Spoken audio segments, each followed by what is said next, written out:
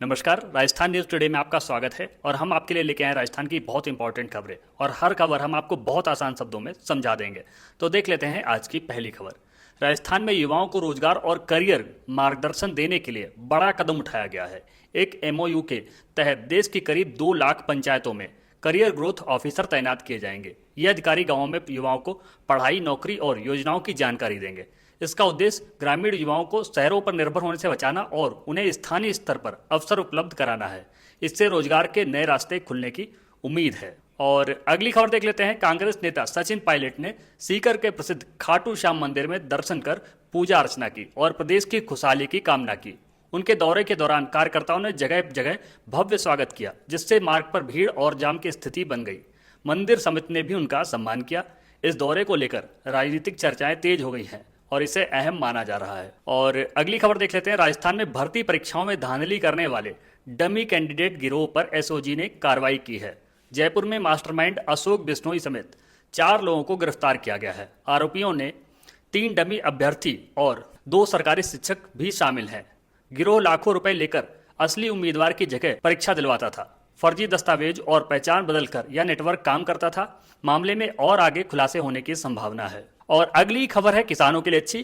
कोटा के रामगंज मंडी क्षेत्र के किसानों को जल्द सिंचाई के लिए गांधी सागर बांध का पानी मिल सकता है। इसे लेकर मंत्री मदन दिलावर ने मध्य प्रदेश में जल संसाधन मंत्री से चर्चा की है। करीब 12,000 हेक्टेयर असिंचित जमीन को पानी देने की योजना पर काम चल रहा है। क्षेत्र में जल की कमी के कारण खेती प्रभावित हो रही है। दोनों राज्यों के बीच समन्वय बढ़ने से किसानों को राहत मिलने की उम्मीद जगी है। और अगली खबर है। राजस्थान में सोम कमला अंबा परियोजनाओं को जवाई नदी को 12मासी बनाने के लिए अहम माना जा रहा है। इस योजना के तहत मानसून में बहने वाले अतिरिक्त पानी को संग्रहित कर नहरों के जरिए पहुंचाया जाएगा, जिससे जवाई बांध का जल स्तर सुधरेगा। करीब 5900 करोड़ रुपए की इस परियोजना से पाली, जालौर सहित 7 जिलों को लाभ मिलने की उम्मीद है। इसके लिए डीपीआर तैयार करने की प्रक्रिया शुरू कर दी गई है। और अगली खबर है। राजस्थान की आरजीएचएस स्वास्थ्य योजनाओं में बढ़ते संकट पर मानवाधिकार आयोग ने सख्त रुख अपनाया है। करीब 2200 करोड़ रुपए का भुगतान 8-9 महीने में लंबित होने के कारण अस्पताल और केमिस्ट सेवाएं देने से मना कर रहे हैं। इससे सरकारी कर्मचारी और पेंशनभोगी इलाज के लिए भटक रहे हैं।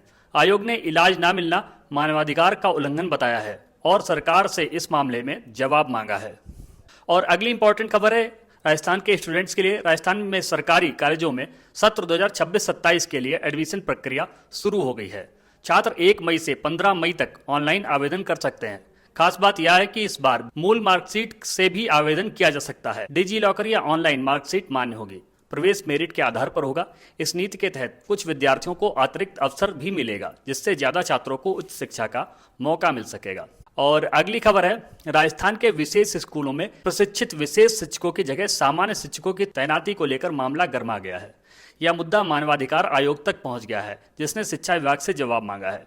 नियमों के अनुसार दिव्यांग छात्रों को विशेष रूप से प्रशिक्षित शिक्षक मिलने चाहिए। मतलब जो दिव्यांग छात्र होते हैं उनके लिए स्पेशल एजुकेटर होते हैं, जो उनको अच्छी तरीके से पढ़ा सकते हैं। लेकिन कई स्कूलों में इसका पालन नहीं हो रहा है। इससे छात्रों की पढ़ाई प्रभावित हो रही है और शिक्षा व्यवस्था पर सवाल खड़े हो गए हैं। अगली खबर है अच्छी किसानों के लिए। राजस्थान के 12 कृषि उपज मंडी में 7 करोड़ 25 लाख रुपए विकास कार्यों को मंजूरी मिल गई है।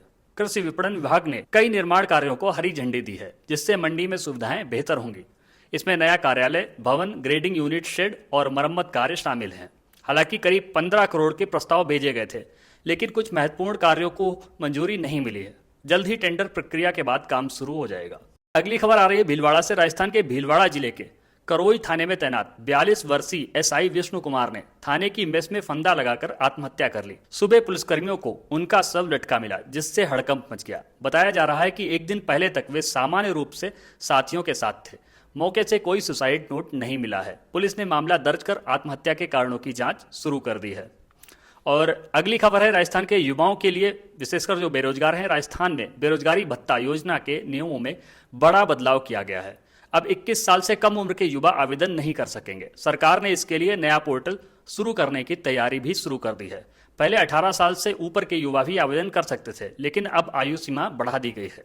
इस फैसले से हजारों युवाओं पर असर पड़ेगा। हालांकि पुराने लाभार्थियों को पहले की तरह भत्ता मिलता रहेगा। और अगली खबर है सभी के लिए इंपॉर्टेंट, देश में 1 मई से एलपीजी सिलेंडर को लेकर नए नियम लागू हो गए हैं। अब गैस लेने के लिए आधार आधारित ई-केवाईसी जरूरी कर दी गई है। बिना इसके सिलेंडर नहीं मिलेगा। जिन घरों में पीएनजी कनेक्शन है उनका एलपीजी कनेक्शन बंद किया जा सकता है। सरकार डुप्लीकेट और फर्जी कनेक्शन खत्म करने के लिए सख्ती कर रही है। ओटीपी आधारित डिलीवरी भी लागू की गई है। उपभोक्ताओं को जल्द जरूरी प्रक्रिया पूरी करने की सलाह भी दी गई है। और अगली खबर है भीलवाड़ा शहर के विकास के लिए नगर विकास न्यास ने बड़ा फैसला लिया है। पटेल नगर में अत्याधुनिक ट्रांजिट हब बनाया जाएगा, जिससे यातायात व्यवस्था बेहतर होगी। साथ ही नेहरू उद्यान के कायाकल्प पर करीब 18 करोड़ रुपए खर्च किए जाएंगे। यह निर्णय 2026-27 के बजट में लिया गया है। इसका उद्देश्य शहर के बुनियादी ढांचे और सुविधाओं को मजबूत करना है। इससे शहर के सौंदर्यीकरण और नागरिक सुविधाओं में सुधार होगा।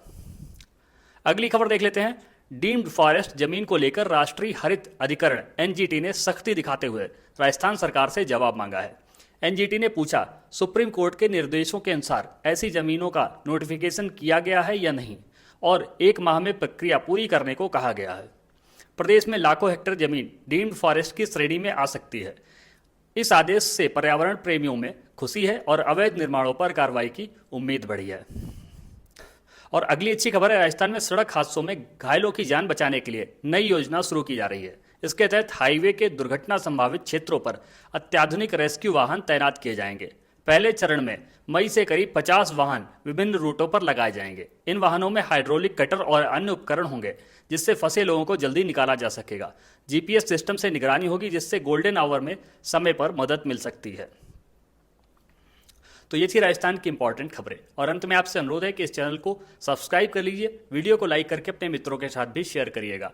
और हमें ये भी कमेंट में बताइए कि आप हमारी खबरों को किस शहर से, किस गांव से देखते हैं। बाकी पूरा वीडियो देखने के लिए बहुत बहुत धन्यवाद। आपका समय शुभ हो।